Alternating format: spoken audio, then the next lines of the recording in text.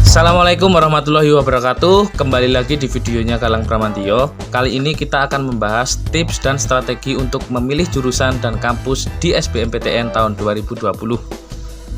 Terima kasih sebelumnya kepada kalian semua yang sudah subscribe channelnya Galang Bramantio, sehingga sekarang sudah menyentuh angka subscriber 1000. Ya, walaupun hanya 1000, tetapi itu sangat berarti buat channel ini, sehingga kedepannya tentu bisa membuat video-video yang tentu jauh lebih bermanfaat lagi seperti itu. Kemudian jangan lupa juga buat kalian yang belum subscribe ataupun belum share video-video saya, silahkan bisa share video-video saya. Ada banyak sekali video-video tentang informasi portofolio, kemudian tentang tips dan triknya juga bagaimana untuk masuk ke dalam kampus kemudian seperti itu. Nah, pada kesempatan kali ini saya ingin menjelaskan ataupun membagikan tips dan strategi untuk kalian semua dalam memilih jurusan ataupun kampus di SBMPTN tahun 2020 ini. Nah, seperti yang kita ketahui, untuk SBMPTN ataupun UTBK tahun ini sangat berbeda dengan yang tahun kemarin. Kalau tahun kemarin kita lihat bersama, untuk masalah UTBK dengan SBMPTN itu tidak menjadi satu waktu. Kalau tahun ini yang menjadikan perbedaan itu adalah UTBK dengan SBMPTN itu adalah satu waktu. Jadi kalian tidak bisa melakukan tes terlebih dahulu, kemudian kalian menganalisis dari hasil tes UTBK kalian, kemudian kalian memilih jurusan ataupun kampus itu sesuai dengan tes UTBK. Kalau tahun kemarin masih seperti itu. Tahun kemarin kalian memilih UTBK terlebih dahulu, termasuk lokasinya di mana, kemudian kalian waktunya kapan ditentukan terlebih dahulu, kemudian kalian melakukan tes UTBK-nya tersebut. Kemudian setelah tes UTBK-nya sudah keluar, hasilnya berapa, kalian bisa menganalisis dari hasil tes UTBK tersebut, kalian mau memilih jurusan ataupun kampus yang mana. Tetapi bedanya di tahun ini adalah kalian untuk memilih ataupun mendaftarkan UTBK ini, kalian harus bersamaan dengan memilih jurusan ataupun kampus yang ingin kalian daftar. Jadi satu waktu kalian mendaftarkan UTBK, kemudian lokasinya di mana untuk tesnya, kemudian kalian juga memilih jurusan yang ingin kalian tuju, kemudian juga kalian memilih kampus mana yang ingin kalian tujukan seperti itu. Kemudian yang ada portofolionya juga kalian bisa sertakan langsung di saat waktu yang bersamaan itu, selama tanggal 2 sampai 20 Juni tahun 2020. Nah, sekarang karena sistemnya berbeda dengan tahun yang kemarin. Kalau tahun kemarin kita bisa mengkalkulasikan kemudian nilai kita berapa yang didapat saat UTBK, sehingga kita bisa hitung-hitungan mau kita daftar di jurusan mana, kemudian mau kita juga daftar di kampus mana. Tetapi untuk tahun ini itu sangat berbeda. Kita nggak bisa mengkalkulasikan hasil dari nilai UTBK kita saja, kemudian kita juga tidak bisa melihat sejauh mana kemampuan kita untuk mendaftar ke jurusan dan kampus yang ingin kalian tuju, tentunya seperti itu. Karena sekarang tanpa tes UTBK kalian sudah bisa mendaftar, dalam artian sebelum kalian tes kalian sudah memilih jurusan dan kampusnya. Jadi sebelum hasil tes kalian itu keluar, kalian sudah memilih dulu. Jadi kalian nggak bisa mengkalkulasikan hasil tes kalian kayak gitu. Nah, di sini saya ingin membagikan tips dan strategi khusus untuk memilih jurusan dan kampus di SBMPTN tahun 2020. Oke, yang pertama, dalam memilih jurusan ataupun kampus itu saya sarankan untuk kalian semua tetap disesuaikan dengan minat dan bakat kalian. Percuma kalau ketika kalian memilih satu jurusan ataupun satu kampus tapi kalian tidak menyesuaikan dengan minat dan bakat kalian.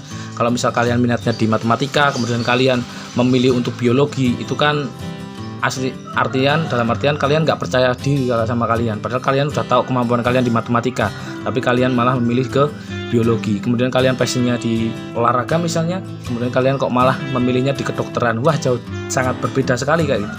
Kecuali itu akan menjamin kalau kalian lulus nantinya.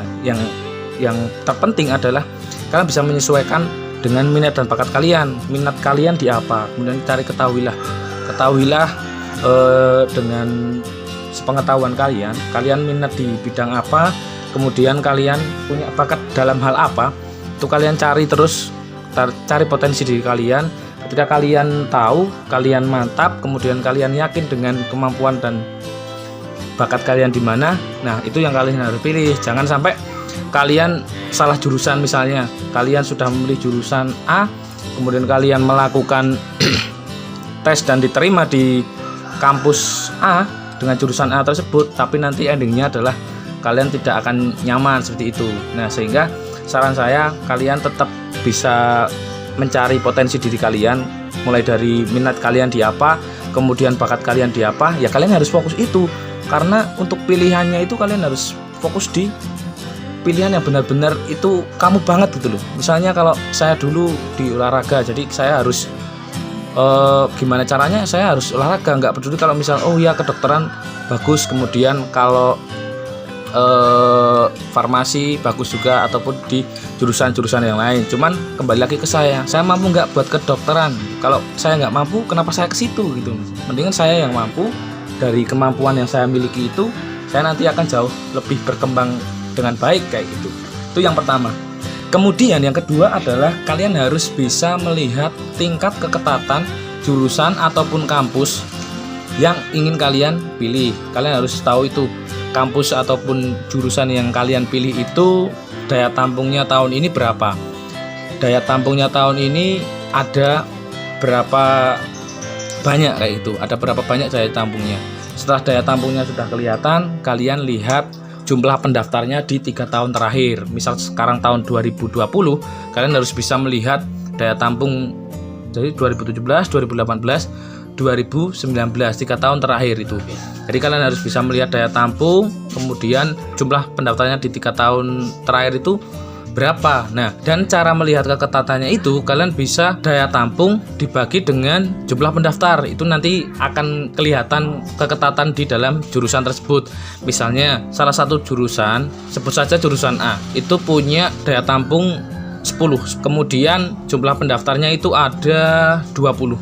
Nah, berarti itu punya tingkat keketatan itu 10/20, atau berarti setengah atau 0,5. Nah, itu tingkat keketatannya itu 0,5. Nah, semakin tingkat keketatannya itu besar, dalam artian misal daya tampungnya 10, jumlah pendaftarnya itu juga 10, itu memiliki tingkat keketatan 1. Itu sangat berpeluang sekali kalian masuk ke dalam tersebut. Jadi kalian harus pilih tingkat keketatannya yang mempunyai keketatan yang tinggi. Dalam artian kalian bisa menyesuaikan daya tampung 10, keketatannya adalah tinggi, kemudian jumlah pendaftarnya juga rendah. Kuncinya kalian carilah jurusan yang mempunyai daya tampung banyak tetapi memiliki jumlah pendaftar yang sedikit. Jadi itu kalian nanti akan berpeluang untuk lolos di SBMPTN tahun 2020. Tapi tidak semata-mata kalian akan lolos, tapi karena nanti akan banyak sekali persaingan-persaingan dengan siswa yang lain tentunya. Oke, kemudian yang selanjutnya adalah kalian jangan sampai salah untuk memilih urutan dalam SBMPTN tahun 2020 ini. Ketika kalian salah memilih jurusan yang tadinya harusnya kalian ketika memilih A itu kalian mampu masuk, tapi karena blunder ataupun kesalahan kalian dalam memilih, kalian bisa saja nanti akan istilahnya kalian harusnya diterima malah tidak diterima. Jadi pastikan kalian harus memilih jurusan itu dengan secermat mungkin, kemudian dengan riset yang sangat bagus juga, karena ketika kalian bisa melihat referensi-referensi sebelumnya sebelum kalian memilih jurusan ataupun kampus yang kalian ingin tuju, itu kalian bisa mengurutkan mana nih yang harus kamu pilih menjadi pilihan yang pertama, kemudian mana nih yang bisa kalian pilih untuk pilihan yang kedua. Karena ketika kalian blunder untuk memilih mana yang pertama sama mana yang kedua, kalian nanti endingnya akan tidak diterima di SBM tahun 2020. Nah, tips dari saya untuk memilih jurusan dan kampus untuk pilihan yang pertama dan pilihan yang kedua, yang pertama kalian harus cari tahu dulu passing grade dari jurusan yang ingin kalian daftarkan. Kalian bisa carinya di Ban PT misalnya, untuk jurusan yang ingin kalian tuju itu passing grade-nya berapa, kemudian daya tampungnya tadi juga berapa, jumlah pendaftarnya 3 tahun yang lalu itu berapa. Setelah kalian temukan itu, setelah kalian mantap dan fokus di jurusan itu, kalian harus pilih jurusan yang pilihan pertama itu yang mana sama pilihan yang kedua yang mana. Nah, ada beberapa opsi pilihan sebenarnya buat kalian semua. Yang pertama, opsi pilihan yang pertama itu kalian memilih 2 jurusan di satu kampus yang sama. Itu opsi yang pertama. Kalau opsi yang kedua, kalian memilih 2 jurusan di kampus yang berbeda. Kalau opsi yang pertama itu kan kalian milih jurusan A sama jurusan B di kampus X misalnya. Itu opsi yang pertama, ada satu opsi pilihan. Kemudian opsi yang kedua itu kalian memilih jurusan A, kemudian memilih jurusan B di berbeda kampus. Jurusan A di kampus X, kemudian jurusan B di kampus Y. Jadi itu ada 2 opsi, kalian milih satu kampus dengan 2 jurusan atau memilih 2 kampus dengan 2 jurusan. Itu kira-kira untuk hitung-hitungan berpeluangnya yang mana, kita coba bahas kali ini. Untuk yang pertama, di pilihan 2 jurusan kemudian satu kampus, itu ada 2 peluang, ada 2 kemungkinan. Kemungkinan yang pertama, kalian akan bisa diterima di pilihan yang pertama, kalian juga akan bisa diterima di pilihan yang kedua di kampus yang sama tersebut. Kemudian yang pilihan 2 kampus untuk 2 jurusan yang sama itu juga punya 2 kemungkinan untuk peluangnya. Jadi peluang yang pertama kalian keterima di kampus X, peluang yang kedua kamu keterima di kampus Y.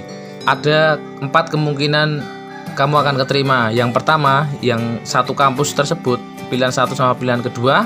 Kemudian yang 2 kampus itu kalian akan di kampus yang satunya atau yang satunya. Nah, kira-kira efektif yang mana untuk pilihan 2 jurusan di satu kampus yang sama atau 2 jurusan di kampus yang berbeda? Saya kemarin sedikit interview kepada teman-teman semua yang lolos SBMPTN. Kemudian saya juga melakukan sedikit riset di Instagram saya mengenai pilihan keberapa mereka diterima di SBMPTN. Dari kebanyakan dari hasil riset ataupun interview yang saya lakukan, itu menunjukkan bahwasanya orang-orang yang diterima di SBMPTN itu mayoritas diterima di pilihan yang pertama. Mengapa demikian? Karena ketika kita memilih di pilihan yang pertama dan pilihan pertama itu tidak diterima, otomatis nanti kita akan dilemparkan ke pilihan yang kedua. Nah, ketika di pilihan kedua tersebut, kita tergantung pilihan kedua kita. Kalau pilihan kedua kita itu sudah lengkap, dalam artian pilihan keduanya itu kan termasuk bisa kemungkinan pilihan pertama dari siswa yang lain. Ketika siswa lain memilih pilihan pertama yang di situ adalah pilihan kedua kita dan itu sudah lengkap semuanya, otomatis pilihan kedua kita tidak bisa diterima gitu. Jadi kecuali kalau kita memilih pilihan pertama, kemudian di pilihan pertama itu kita tidak diterima dan di pilihan kedua kita boleh masuk di situ dan pilihan keduanya itu memang masih punya slot yang banyak dari pilihan pertama, dari pilihan kedua yang kita pilih itu kekurangan. Jadi misalnya pilihan ke-1 kita tidak diterima, kemudian pilihan kedua kita yang di situ adalah pilihan pertama dari siswa yang lain itu masih belum memenuhi daya tampung. Nah, paham di situ. Nah, jadi seperti itu. Jadi kenapa kok banyak di jurusan pilihan pertama? Karena memang pilihan pertama itu adalah prioritas. Jadi seperti itu. Dan kemudian untuk yang berbeda kampus, saya sangat jarang sekali menemukan mahasiswa SBMPTN yang dia itu diterima di kampusnya itu di pilihan kedua dengan beda kampus. Jadi misal kamu memilih jurusan A sama jurusan B di kampus X sama Y dan di pilihan keduanya dia terima di Y, itu jarang sekali. Misalkan dia keterima di pilihan kedua, itu juga pilihan kedua yang satu kampus. Kenapa kok seperti itu? Ibaratnya kalau kita mau mendaftarkan di suatu instansi atau perusahaan, kalau kita masuk ke perusahaan A, kemudian kalian mau ke bagian apa misalnya, ketika kamu tidak diterima di situ, pasti kalian akan diarahkan ke bagian yang lain.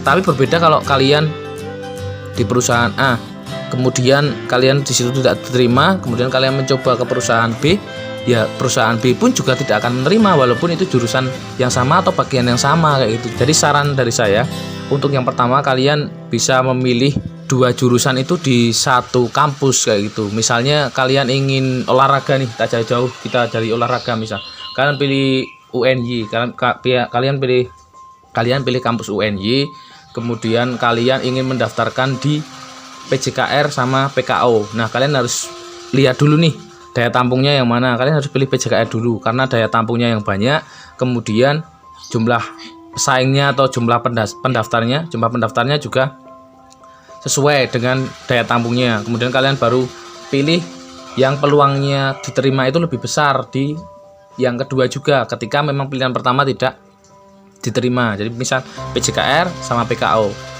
Saya sarankan jangan kalian pilih PJKR UNY kemudian milih PJKR UNES misalnya. Nah, kalian bisa saja diterima di PJKR UNY, tapi ketika kalian tidak diterima di PJKR UNY, peluang untuk diterimanya di PJKR UNES itu sangat sedikit menurut saya, karena untuk pilihan pertama di PJKR UNES itu pasti akan sangat banyak sekali, kecuali kalau memang kalian punya skill, punya prestasi yang itu bisa meyakinkan pihak kampus seperti itu. Nah, jadi analisa dari saya itu ada dua pilihan yang bisa kalian pilih. Pilihan yang pertama, kalian memilih 2 jurusan di satu kampus. Kemudian pilihan yang kedua, kalian bisa memilih 2 jurusan di beda kampus. Nah, lebih baik saya sarankan untuk kalian semua untuk memilih pilihan yang 2 jurusan di satu kampus. Itu akan jauh lebih besar diterimanya, kayak itu. Diterima dalam artian ketika kalian tidak diterima di pilihan satu, kalian masih ada kemungkinan untuk diterima di pilihan yang kedua. Tapi yang paling penting lagi dalam pilihan jurusan dan kampus di SBMPTN tahun 2020 ini, kalian harus benar-benar fokus, kalian harus benar-benar konsekuen dan melihat di pilihan kalian tuh ya pilihan yang pertama. Entah kalian jangan bertanya, Kak, kira-kira pilihan apa ya? Saya pengen ke jurusan A, tapi saya juga berharap bisa diterima di jurusan B. Nah, itu nggak mungkin. Kalian harus fokus satu. Kalau bisa fokus satu di pilihan pertama kali itu. Ketika itu kalian fokus di pilihan yang pertama dan konsekuen di pilihan yang pertama, insya Allah nanti kalian akan diterima di pilihan yang pertama. Karena saingan yang utama itu adalah di pilihan yang pertama.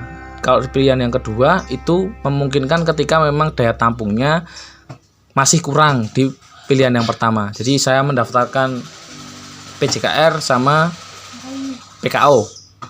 Untuk PJKR saya tidak diterima dan saya bisa diterima di PKO ketika memang daya tampungnya masih kurang kayak gitu.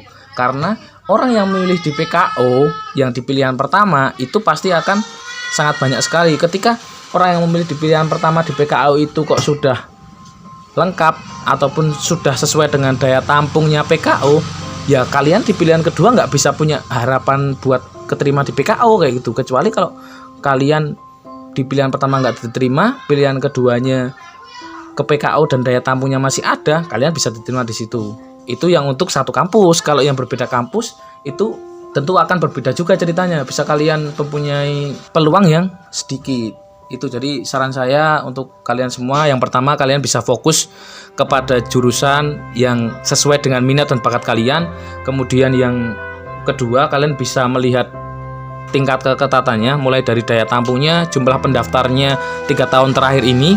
Kemudian yang selanjutnya kalian juga bisa benar-benar bisa memilih jurusan dan kampus dengan tepat.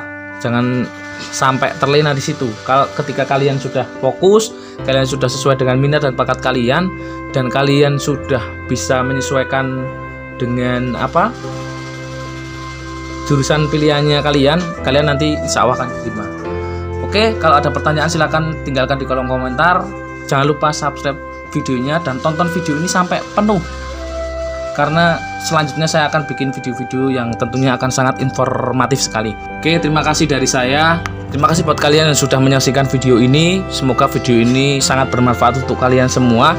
Jangan lupa subscribe channel Galang Bramantio, sehingga untuk kedepannya saya akan lebih semangat lagi untuk membuat video-video tentang SBMPTN, tentang video-video yang lainnya tentunya. Dan jangan lupa juga buat kalian tetap stay safe di rumah. Dan terima kasih dari saya akhiri. Assalamualaikum warahmatullahi wabarakatuh. Salam olahraga, salam pendidikan, jaya. Yo, kalian sudah lihat kamera, sini kamera. Wah, oh ini. Nah, ini belakang layar nih, di sini ikut.